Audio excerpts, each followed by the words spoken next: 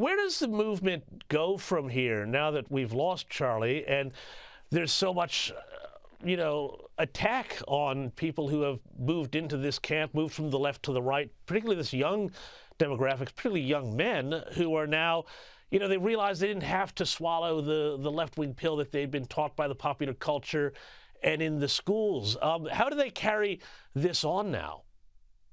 Yeah, something I've been thinking about, and as you guys referenced in one of the other segments with another guest, is that there are people who are celebrating this brutal assassination of Charlie Kirk, but what they don't realize is that they have unleashed something that they can't even imagine.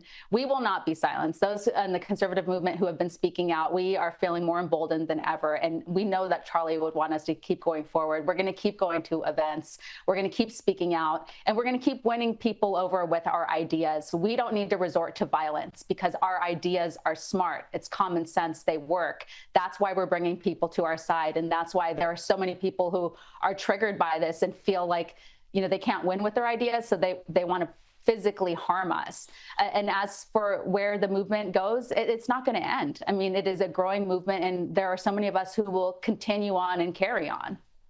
Yeah, I think that's absolutely right. I think it will carry on. I think what Charlie did was give people the permission structure to say what they actually thought and not just, regurgitate what they've been told to say. But just a few other bits of news around it. I want to get your reaction on this, and I want to get your reaction on this before all of these horrible events, because there was a fascinating poll, and I think NBC did it, that revealed that Gen Z, the gender divide on politics is absolutely massive.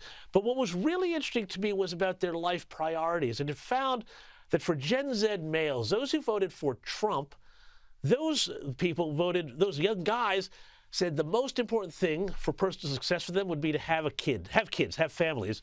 Whereas Gen Z females who voted for Kamala Harris ranked that as the second least most important thing in their life. Is this the key to this whole birth rate fertility crisis, that the left, and particularly leftist young women, don't want to have kids anymore? What's going on there?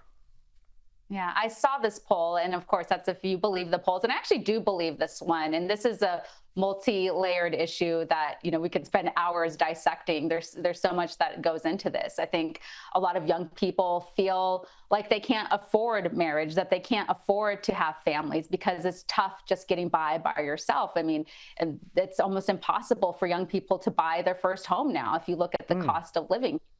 And so I think that's one factor that goes into it. And I think another factor is that young people have been bombarded with propaganda, indoctrinated. We've been told that babies in the womb are disposable, that they are garbage, that it's not human life.